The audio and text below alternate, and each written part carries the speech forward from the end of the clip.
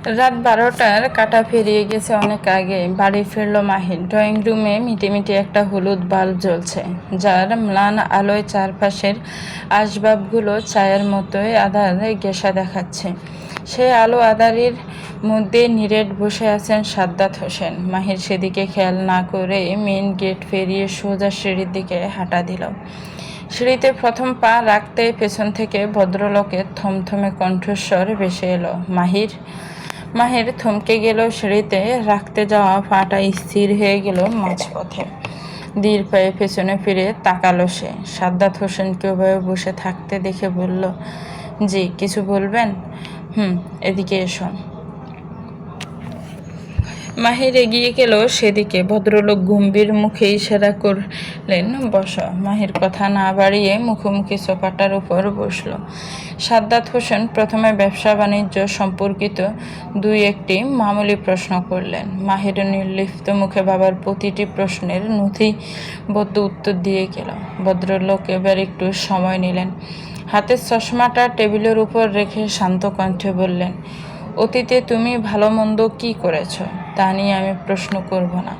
সম্ভবত এখন আর সেটাতে কারো কিছু আসে যায়ও না।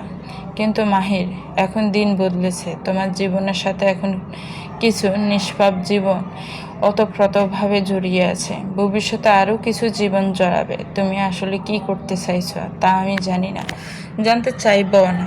তবে আমি জানি তুমি বুদ্ধিমান, তাই এমন কিছু করো না যা তাদের ভবিষ্যৎকে অন্ধকারের দিকে ঠেলে দেয়। ভদ্রলোক একটু থামলেন। ছেলের প্রতিক্রিয়াহীন চোখের দিকে তাকিয়ে নিঃশব্দে একটা দীর্ঘশ্বাস ছাড়লেন। আমাদের কথা না হয় বাদই দিলে, কিন্তু রুজির কথাটা অন্তত একবার ভেবো। অতীতের পুনরাবৃত্তি যদি তার চেয়েও ভয়াবহ কোনো রূপ নিয়ে ফিরে আসে, তবে সেই মেয়েটার জীবনটা কোথায় গিয়ে দাঁড়াবে তা একবার ভেবে দেখো। মাহির কিঞ্চিত নত মস্তকে বসে ভাবার কথাগুলো শুনছে। চেহারায় কোনো ভাবান্তর নেই তার, কিন্তু মনের ভেতর হয়তো পুরনো কোনো ক্ষত নতুন করে চিনচিন করে উঠল। সাদ্দাত হোসেন আরও দুই একটি উপদেশমূলক কথা শেষে বললেন, অনেক রাত হয়েছে, যাও ঘরে যাও। মাহির কেবল নিঃশব্দে মাথা নাড়িয়ে উঠে দাঁড়ালো। তারপর মন্থর পায়ে সিঁড়ির দিকে এগিয়ে গেল। তার মন মস্তিষ্ক জুড়ে কী চলছে তা বোঝা এখন বড় দায়। ঘরের নিয়ন আলোয় মাহিরের অপেক্ষায় রুজি এখনও টেবিলে বসে পড়ছে। এই পর্যায়ে মাহিরকে প্রবেশ করতে দেখে বই বন্ধ করে দ্রুত চেয়ার ছেড়ে উঠে এগিয়ে এলো। মাহির শার্টের বোতাম খুলতে খুলতে জিজ্ঞেস করলো, ঘুমাসনি এখনো? পড়ছিলাম, ছোট্ট করে উত্তর দিয়ে রুজি মাহিরের সামনে গিয়ে দাঁড়ালো। মাহিরের হাত থেকে খোলা শার্টটা নিজে খুলে দিতে দিতে বলল, ফ্রেশ হয়ে নিন, আমি নিচে গিয়ে খাবার রেডি করছি। মাহির স্থির দৃষ্টিতে রুজির চোখের দিকে তাকালো। সেই দৃষ্টিতে চোখ পড়তে রুজি কিছুটা অপ্রস্তুত হয়ে গেল। আমতা আমতা করে বলল, আমি কিন্তু খেয়ে নিয়েছি, সত্যি বলছি খেয়েছি। মাহির ক্লোজেটের দিকে পা বাড়াতে বাড়াতে নির্লিপ্ত কণ্ঠে বলল, এখন কিছু খাবো না আমি। রুজি অবাক হয়ে ওর পিছু পিছু এগিয়ে গেল। কেন, বাইরে থেকে খেয়ে এসেছেন? মাহির কোনো উত্তর দিল না। ক্লোজেট থেকে প্রয়োজনীয় কাপড় বের করতে লাগলো সে। সেই মৌনতা দেখে রুজি নিশ্চিত হলো যে মাহির খেয়ে আসেনি। মাহিরের পাশে এসে দাঁড়িয়ে শুধালো সে, তাহলে খাবেন না কেন? খেতে ইচ্ছে করছে না তাই। রুজি খানিকক্ষণ চুপ করে মাহিরের মলিন ও গম্ভীর মুখের ছবি দেখল। ভাবলাম মাহির হয়তো এখনও তার উপর রেগে আছে, তাই দুই একটা সাধারণ স্ত্রীর মতো সেও স্বামীর রাগ ভাঙানোর প্রয়াসে খেদমতে লেগে পড়ল। আচ্ছা, ভাত খেতে হবে না, আমি পাস্তা বানিয়ে দিচ্ছি, আপনার প্রিয় হোয়াইট সস পাস্তা। এটা নিশ্চয়ই খেতে ইচ্ছে করবে।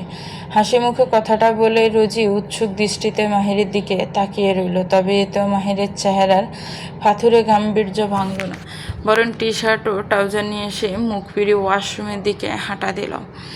মাহির রুজিকে এড়িয়ে যাচ্ছে এমনটা নয়, ওর কেন জানে কোনো প্রকার কথাই বলতে ইচ্ছে করছে না এই মুহূর্তে। রুজি একটা ফাঁকা শ্বাস ফেলে কিছুটা দ্বিধা নিয়ে মাহিরের একেবারে সামনে গিয়ে ওর পথ আটকে দাঁড়ালো। তারপর মাহিরকে জড়িয়ে ধরে ওর উন্মুক্ত বুকে গাঢ় করে ঠোঁট ছুঁয়ে দিল সে। এমন সংবেদনশীল স্পর্শ এই মুহূর্তে মাহিরের শরীরে কোনো কম্পন জাগলো না, কোনো অনুভূতির ছাড়া দিল না। একটু পর কেবল হাত তুলে রোজের মাথায় আলতো বুলিয়ে দিল সে। খানিক বাদে রোজি মুখ তুলে জিজ্ঞেস করলো, গোসল করবেন? আচ্ছা, আপনি করুন, আমি ততক্ষণে পাস্তা রেডি করি। রোজি ঘর থেকে বেরিয়ে যেতে মাহির দপ করে পেছনের সোফার উপর বসে পড়ল। এসির ঠান্ডা ঘরে ও কপালে বিন্দু বিন্দু ঘাম জমছে। সাদ্দাত হোসেনের সতর্ক বার্তাগুলো এখনও কানে বাজছে। সত্যিই তো, অতীতের বিষাক্ত নিঃশ্বাস ফিরে এলে তার রোজির কি হবে, কিভাবে সহ্য করবে সেই আঘাত সে? একদিকে রোজির পবিত্র ভালোবাসা, তার সরল মায়াবী মুখখানা, অন্যদিকে দায়বদ্ধতা ও দীর্ঘদিনের লালিত সংকল্প মাহিরের সকল মস্তিষ্ক বিভ্রান্ত করে তুলছে। উন্মাদের মতো দুই হাত দিয়ে নিজের চুল খামছে ধরল সে। সোজা পথে হাঁটতে এত অসহায়তা কেন? ক্ষণের ব্যবধানে হঠাৎ মাহিরের অসহায় চল শক্ত হয়ে এলো। মুহূর্তের জন্য নীলমণি যুগল জ্বলকে উঠল অদ্ভুত এক রক্তিম শিখা। শরীর অতীতের পুনরাবৃত্তি না, তা সে কিছুতেই হতে দেবে না, কোনোভাবেই নয়। এই উদ্দেশ্যে যে হাত এগিয়ে আসবে, দরকার হলে সেই হাতের অস্তিত্বই মুছে ফেলবে মাহির। তবুও নিজ সংকল্প থেকে এক পাও নড়বে না সে। ভালোবাসা এবং আত্মসংকল্প দুটোতেই অটুট থাকবে মাহির। এই দৃঢ়তার কাছে আজ তার এক আত্মপ্রতিজ্ঞাকে শপথ দিল। পকেট থেকে ফোনটা বের করে কাঙ্ক্ষিত নম্বরের ছোট একটা মেসেজ লিখল, কন্ডিশন অ্যাকসেপ্টেড। কবে, কোথায় জানিয়ে দিস। 10 মিনিটের মাথায় ছোট একটা শাওয়ার নিয়ে বেরিয়ে এলো মাহির। তারপর সোজা নিচে নেমে এসে একবার রান্নাঘরে উঁকে দিল। উল্টো দিকে ফিরে রান্নায় নিবিষ্ট রোজি। মাহির এবার দরজার পাশে হেলান দিয়ে দাঁড়িয়ে বুকে হাত গুজে নিল। উদ্দেশ্য নিরালায় কিছুক্ষণ রমণীর কার্যকলাপ পর্যবেক্ষণ করা। তবে এতক্ষণে মাহির খেয়াল করলো রাজির পরনে শাড়ি, কালো রঙের সুতির প্রিন্ট শাড়ি। আঁচলটা ফার করে কোমরে ফেঁচিয়ে রেখেছে, ফলে পেছন থেকে ফর্সা কোমরে অনেকটা দৃশ্যমান। মাথায় বড়সড় খোঁপাটা একটু আলগা হয়ে ব্লাউজের গলায় কাছে নেমে এসেছে। সেখানকার মসৃণ ত্বকে বিন্দু বিন্দু ঘাম জমি চিকচিক করছে। অষ্টাদশীর রূপের এত সমাহার দেখে নিজেকে আর দূরে সরিয়ে রাখতে পারল না মাহির। নিঃশব্দে পা ফেলে এগিয়ে গিয়ে পেছন থেকে রোজির নতানো কোমর জড়িয়ে ধরল সে। আচমকিকে স্পর্শ রোজি প্রথমে একটু থমকে উঠলেও মুহূর্তে মাহিরের ঘ্রাণ ছিনে নিয়ে শান্ত হয়ে গেল। বরং মাহিরকে এমন আচরণের চেহারা থেকে চিন্তার রেশটুকে কেটে গেল। ঠোঁটের কোণে ভেসে উঠল তৃপ্ত হাসি। বুঝলে এবার হয়তো মানুষটার রাগ পড়েছে। রোজি তার বা হাতটা আলতো করে মাহিরের জড়িয়ে রাখা হাত দুটোর উপর রাখলো। মাহির রোজির মাথায় থুতনি ঠেকিয়ে তন্ময় হয়ে ওর রান্না দেখছে। কারো মুখেই কোনো কথা নেই, কেবল নিঃশব্দে একে অপরের সান্নিধ্য অনুভব করছে। কিছুক্ষণ পর রোজি চুলার আঁচটা একটু কমিয়ে মাহিরের দিকে ফিরে দাঁড়িয়ে মিষ্টি একটা হাসি দিল। আগুন আর দোয়ার উত্তাপে তার ফর্সা মুখটা কিঞ্চিত লালচে হয়ে উঠেছে। মাহির মুখ নামিয়ে রোজির শুষ্ক কোমল ঠোঁটের কোণে একটা চুমু খেলো। রোজি এবার খেয়াল করলো মাহিরের ভেজা চুলগুলো আলুথালু হয়ে কপালে পড়ে আছে।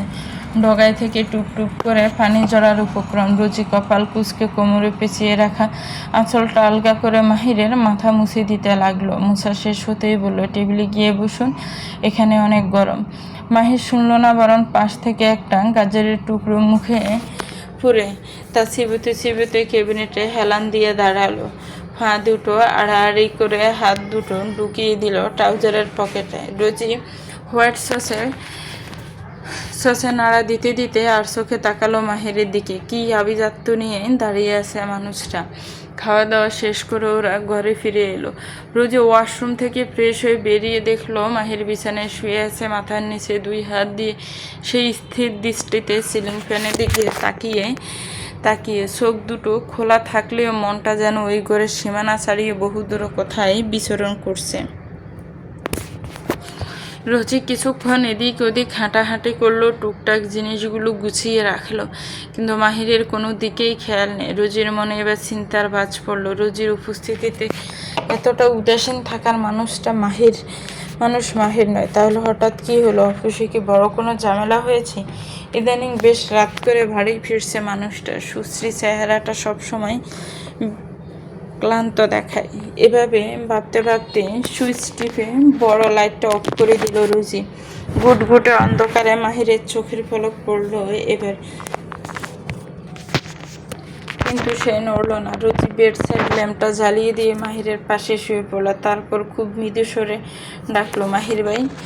মাহির ধীর গতিতে মাথা ঘুরিয়ে তাকালো। ম্লান আলোয় চোখের মনে দুটো চিকচিক করছে। রোহি দুই হাত প্রসারিত করে মাহিরকে তার উষ্ণ নিবিড়তে আমন্ত্রণ জানালো, আসুন। মাহিরও সায় জানালো তাতে। পরম আবেশে নিজেকে ফ্রেশির বাহুডোরে সঁপে দিল সে। মুহূর্তেই সারাদিনের সকল ক্লান্তি ও অবসাদ যেন ধূলিসাৎ হয়ে গেল। চোখ দুটো লেগে আসতে চাইল পরম শান্তিতে।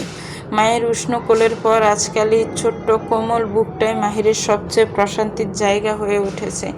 এই ছোট্ট বুক এখন মাহিরের আস্থার জায়গা, যা আসত মাহিরটাকে নিমিষেই আর অন্তরালে আগলে দিতে সক্ষম। রোজি তার নরম হাত দিয়ে মাহিরের চুলে আলতো করে বিলি কেটে দিতে দিতে অত্যন্ত কোমল কণ্ঠে জিজ্ঞেস করলো, আপনি কি কোনো বিষয় নিয়ে আপসেট মাহির ভাই? মাহির একটু সময় নিয়ে বলল, না তেমন কিছু না, কাজের একটু প্রেশার যাচ্ছে এই যা। রোজি একটু থেমে মাহিরের গালে হাত রেখে বলল, আপনার উপর দিয়ে অনেক দখল যাচ্ছে মাহির ভাই। প্রেশার যেহেতু বাড়ছে, আপনি বরং কলেজের চাকরিটা ছেড়ে দিন। এত চাপ নেওয়ার দরকার নেই। সমস্যা নেই, প্রেশার তো সারা জীবন থাকবে না। আস্তে আস্তে সব ঠিক হয়ে যাবে ইনশাল্লাহ। রোজি অস্ফুট স্বরে বিড়বিড় করলো, ইনশাল্লাহ।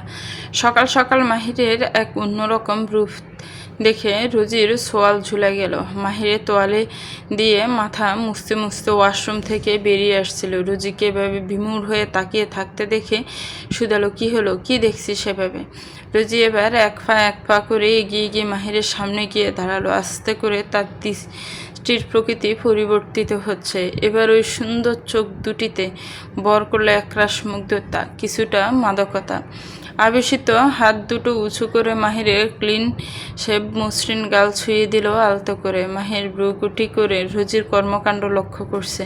রোজি এবার নিঃশব্দে মাহিরের দিকে হাত দুটো উঁচু করে দৌড়ল। মাহির বরাবরের মতো রোজির এই নীরব আবদারের মানে বুঝে ওর ছোট্ট দেহটা ছেড়ে উঁচু করে ধরল। রোজি এবার মাহিরের গলা জড়িয়ে ধরে সারা মুখে চুমুতে চুমুতে ভরিয়ে দিতে লাগলো। আজ বহুদিন পর মাহির ক্লিন শেভ করেছে। বহুদিন বলতে প্রায় 2 বছর পর। মূলত রোজির পছন্দ নয় বলেই কখনো ক্লিন শেভ করা হয়ে ওঠে না। আজ করার বিশেষ কারণ হলো কলেজে অডিট টিম আসবে, তাই লেকচারার হিসাবে ফর্মালিটিটুকু বজায় রাখা। আপনি এত সুন্দর কেন মাহির ভাই? গোড় লাগা কণ্ঠে বলল রোজি। মাহির হাসলো। রোজির নাকে নাক ঘষে বলল, সুন্দর না, ওটা হবে সুদর্শন। ওই হলোই, আপনি সুন্দর সুদর্শন সবভাবেই আপনি বেস্ট। বলে মাহিরের চোখায় চিবুকে জোরসে একটা কামড় বসিয়ে দিল রোজি। মাহির ঠোঁট কামড়ে হেসে বলল, একটু আস্তে প্রাণ, এখনই বেরোতে হবে আমাকে। রোজি আহ্লাদি স্বরে বলল, বিশ্বাস করুন মাহির ভাই, আপনাকে একদম অন্যরকম দেখতে লাগছে। অসম্ভব সুন্দর, মনে হচ্ছে টুপ করে খেয়ে ফেলি। আচ্ছা, তাহলে এখন থেকে ক্লিন শেভই করব, তাও যদি কারো প্রিয় খাবারের তালিকায় ঠাঁই মেলে। রোজি তড়িঘড়ি করে বলে উঠল, না না, সব সময় নয়, একটু দাঁড়িয়ে থাকলে বেশি ভালো লাগে। তবে মাঝে মাঝে এভাবে ক্লিন শেভ করলেও করতে পারেন। এই সৌন্দর্য হঠাৎই ভালো লাগবে। একেবারে ফর্মাল গেটআপে রেডি হয়ে নিল মাহির। আর সেই পুরোটা সময় রুচি রেখে স্টাডি টেবিলের উপর 2 হাত বাজ করে তাতে মাথা এলিয়ে মাহিরকে দেখে গেল, অথচ সামনেই তার বই খাতা মেলে রাখা। মাহিরের সুঠাম দেহে দবদবে সাদা শার্ট, কালো প্যান্টের সাথে ইন করা, গলায় ঝুলছে রয়্যাল ব্লু রঙের টাই, কবজির ব্ল্যাক ডায়ালের ঘড়িটা ঘরের নিয়ন আলোয় চকচক করে উঠছে। মাথার টেক্সটার চুলগুলো জেলের সাহায্যে পরিপাটি করার প্রয়োজন হয় না কোনো কালে। সবসময় সেগুলো একটু অগোছালো হয়ে কপালের আশপাশ পড়ে থাকে। এতে লম্বাটে চেহারার সাথে দেখতে ভালো এবং মানানসই লাগে। রোজি এবার কাছে ডাকলো মাহিরকে। মাহিরও হুকুম পালন করে এগিয়ে গেল সেদিকে। রোজি হাত দিয়ে বসতে ইশারা করলো। মাহির ফোঁস করে শ্বাস ত্যাগ করে একটু এক হাঁটু ফেলে বসে পড়ল রোজি সম্মুখে। রোজি এবার মাহিরের কপালে একটা পাশ থেকে কিছুটা চুল সরিয়ে সেখানে আলতো করে জিভের ডগা ছুঁইয়ে দিল। তারপর হাত বুলিয়ে চুলগুলো ঠিক করে দিতে দিতে বলল, হ্যাঁ এবার ঠিক আছে। মাহির ব্রু কুচকুচি দিল। কি ঠিক আছে? নজর টিকা বাইরের মেয়েদের বদ নজর থেকে আপনাকে রক্ষা করবে। দাদিকে দিতে দেখতাম, তাতে ফায়দা কি? ফায়দা আবার কি? মানুষের বদনজর অনেক খারাপ জিনিস মাহির ভাই। এটা চাইলে আস্ত একটা সংসার ভেঙে চুরমার করে দিতে পারে, স্বামী স্ত্রীকে আলাদা করে দিতে পারে। এসব থেকে রক্ষা পাওয়াই ফায়দা। সরল রোজির একদম সরল উত্তর। তাহলে তোর এই থিওরির রং? খানিক সমহিত শুধালো মাহিরের কণ্ঠস্বর, দৃষ্টি স্থির হয়ে আছে কথার ছন্দে। অনবরত কাঁপতে থাকা রমণীর টকটকে ঠোঁট দুটোর উপর কিঞ্চিত অবাক হয়ে সরল চোখে সে শুধালো, কোন থিওরি? মাহির উত্তর দিল না, বরং রোজির চেয়ারের ওপর থেকে এক হাত ছড়িয়ে ওর চিবুকটা আলতো করে 2 আঙ্গুলের মাঝে চেপে ধরল। তারপর দুজনের মাঝে বিদ্যমান দূরত্বের অনেকটা গুছিয়ে নিয়ে হেসে বলল, শোন, স্বামীর সংসার টিকিয়ে রাখতে চাইলে প্রত্যেকবার স্বামীর বাড়ি থেকে বের হওয়ার সময় তাকে নজর টিকা নয়, শক্ত চুমু দিয়ে বিদায় দিতে হয়। এই যে এভাবে। কথাটা শেষ হওয়ার আগে মাহির বাকি দূরত্বটুকু গুছিয়ে দিল। কোনো অবকাশ না নিয়ে সে তার উষ্ট্রদর সম্পন্ন করল রোজির কাঁপতে থাকা অদরদয়ের অন্তরালে। পরের দিন মাহির জানালো, পরশু এক কাজে 2 দিনের জন্য চট্টগ্রাম যেতে হবে তাকে। কিন্তু রোজি তা মানতে নারাজ। 2টা দিন সে মাহিরকে ছাড়া থাকবে কি করে? তাকেও সাথে নিতে হবে। মাহির হাজার বুঝিয়েও তাকে দমাতে পারল না। অগত্যা রোজির জেদের কাছে হার মানতে হলো তাকে। তবে মাহির যাচ্ছে কাজে, সেখানে রোজিকে সময় দেওয়া তার পক্ষে অসম্ভব। রাতেও কোনো মিটিং পড়ে যেতে পারে। তাই রোজির একঘেয়েমি কাটাতে আর নিরাপত্তার কথা ভেবে সে আসিফকেও সাথে নেওয়ার সিদ্ধান্ত নিল। আসিফ থাকলে অন্তত রোজিকে এদিক ওদিক ঘুরিয়ে দেখাতে পারবে, সময়টাও ভালো কাটবে। এদিকে আসিফ আর রোজির যাওয়ার কথা শুনে এবার তুবা জেদ ধরে বসলে সেও যাবে। যাবে মানে যাবে, এই নিয়ে এক দফা কান্নাকাটি করেও শেষ। সবশেষে সিদ্ধান্ত নেওয়া হলো তুবাও যাচ্ছে তাদের সাথে। মাত্র 2 দিনের জন্য যাচ্ছে তারা, অথচ তুবা একটা বড় সড়ো সাইজের লাগেজ সাজাতে বসেছে। শাহিদা বেগম মেয়ের কাণ্ড দেখে বললেন, এত বড় লাগেজ নেওয়ার কি দরকার তুবা? যাচ্ছিস তো কেবল 2 দিনের জন্য। 2 থেকে 3টা সেট জামা তো তোর গোলাপি লাগেজটাতেই ধরে যাবে। তুবা হাতের জামাটা লাগেজে রেখে নিজের মতো করে যুক্তির ঝুলি খুলে বসলো। 2-3 দিন সেটে কি করবে আম্মু? এই যে কাল রওনা দেবে, পৌঁছানোর পর তো আর সেই জামা থাকা যাবে না, বদলাতে হবে। তারপর বিকালে ঘুরতে বেরোবো, তখন লাগবে একটা। আবার পরের 2 দিন সকালে বিকালে মিলিয়ে আরও 4 সেট, তারপর ফিরে আসার জন্য একটা। এতগুলো জামা ছোট লাগেজে কীভাবে ধরবে? তারপর জুতা, কসমেটিক্স তো আছে, এটাতেই আটে কিনা সন্দেহ। আমি তো চাচ্ছিলাম তোমার লাগেজটা নিয়ে আসবো। শাহিদা বেগম বিমূঢ় হয়ে মেয়ের কথাগুলো শুনলেন। তিনি ভেবে পান না তার মেয়েটা ঠিক কার মতো হয়েছে। তিনি নিজে অন্তত সাদাসিধে মানুষ। তার জানা মতে এই 2 পরিবারের 14 পুরুষে কেউ কখনো এত অতিমাত্রার শৌখিন ছিল না। শাহিদা বেগম আর কিছুই বললেন না। তিনি জানেন এই মুহূর্তে তার কার্যকর যুক্তি এই মেয়ের নিজের যুক্তির কাছে সেগুলো ভালো। প্রথমে একটু বিরক্তের উদ্রেক হলেও পরক্ষণেই মেয়ের চোখে মুখে উপচে পড়া আনন্দ দেখে তৃপ্ত হলেন ভদ্রমহিলা। তার মেয়েটা হয়তো একটু বেশি সাজগোজ প্রিয়, তাতে কি? সাজগোজ করা খারাপ কিছু তো আর না। তার এই শখের মেয়েটার শখগুলো ডানা মেলুক, সে সারা জীবন এভাবেই হাসি খুশি থাকুক, এই কামনায় মনে মনে করলেন তিনি। সময় নিয়ে লাগেজ গুছিয়ে এবার একটা ফেসপ্যাক খুলে তার মুখে লাগাতে উদ্যত হলো তুবা। অনেক দিন পর দূরে কোথাও ট্যুর দিচ্ছে, একটু গ্লো না দেখালে হয়? সমুদ্রের পাড়ে ছবি ভালো আসতে হবে তো। এদিকে তুবার রূপচর্চার ধৈর্য দেখে শাহিদা বেগম নিজেই ক্লান্ত হয়ে গেলেন। তিনি বিছানার এক পাশে গা এলিয়ে শুয়ে পড়লেন। মেয়ের উদ্দেশ্যে শেষবারের মতো বললেন, তুবা দেরি করিস না, কি করবি করে তাড়াতাড়ি শুয়ে পড় মা, না হলে সকালে উঠতে পারবি না।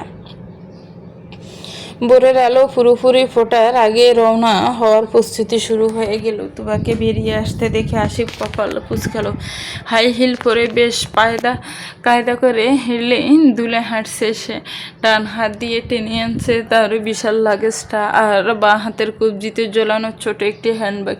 মাথার উপর তুলে রাখা সানগ্লাস, সাজ পোশাক আর চলাচল দেখে মনে হচ্ছে দেশ ছেড়ে বিদেশে দীর্ঘদিনের ট্রিপে যাচ্ছে সে। আসিফ এই মুহূর্তে উল্টাপাল্টা কিছু বলে কোনো নতুন ঝামেলা সৃষ্টি করতে চাইল না। এছাড়া এই মেয়ের স্বভাব সম্পর্কে তো তার অজানা নয়। অযথায় কথা বাড়িয়ে লাভ কি? চুপচাপ এগিয়ে গিয়ে তুবার হাত থেকে লাগেজটা নিয়ে গাড়ির ডিকিতে তুলে দিল আসিফ। এদিকে আমান দরজার একপাশে গাল ফুলিয়ে দাঁড়িয়ে সব কিছু দেখছে। কাল থেকে স্কুল ও টিউটোরিয়াল পরীক্ষা শুরু, তাই এই যাত্রায় সে সঙ্গী হতে পারছে না। ওর গম্ভীর হয়ে থাকার মূল কারণ এটাই। আসিফ ওর কাছে গিয়ে বোচানা একটা টেনে দিয়ে আফসোসে শুরু বলল, আহ, মিস করে গেলি রে Aman. Patenga, Marine Drive, Foy's Lake. আহা! আমান মুখ বেঞ্চে দিয়ে মাথা ঘুরিয়ে নিল অন্য পাশে। আসিফ হো হো করে হেসে উঠল। এবার আমান আর ভেতরের তীব্র আফসোসটাকে ধরে রাখতে পারল না। ডুকরে কেঁদে উঠে তানজিলা বেগমের কোমর জড়িয়ে দৌড়ল। তানজিলা বেগম বড় ছেলের দিকে কড়া চোখে তাকালেন, তারপর ছোট ছেলের মাথায় হাত বুলিয়ে বলতে লাগলেন, আমান, মন খারাপ করে না বাবা, তোমার পরীক্ষা শেষ হলেই আমরা সাজেকে যাব। তখন ওদের কাউকেই সাথে নেব না। ওরা শুধু তাকিয়ে দেখবে আর আফসোস করবে। গাড়ি ছাড়ার ঠিক আগ মুহূর্তে শাহিদা বেগম খাবার ভর্তি দুটো বড় টিফিন ক্যারিয়ার নিয়ে হাজির হলেন। তাহাজ্জুদের সময় উঠে রান্না করতে লেগে গিয়েছিলেন তিনি। শুধু এইবার না, বাড়ির যে কেউ একটু দূরে কোথাও গেলে সাথে এক গাদা খাবার দাবার বেঁধে দেন তিনি। দূরের যাত্রায় বাইরের খাবারের উপর একদমই আস্থা নেই ভদ্রমহিলার। চলবে তো ভিউয়ার্স, গল্পের এই পর্ব কেমন লেগেছে একটি কমেন্টস করে জানাবেন। ভালো লাগলে একটি লাইক করবেন, গল্পটাকে শেয়ার করবেন, আর আমার চ্যানেলকে প্লিজ সাবস্ক্রাইব করবেন। যারা অলরেডি সাবস্ক্রাইব করে রেখেছেন তাদেরকে অনেক অনেক ধন্যবাদ। ভালো থাকবেন। আল্লাহ হাফেজ। আসসালামু আলাইকুম ওয়া রাহমাতুল্লাহ।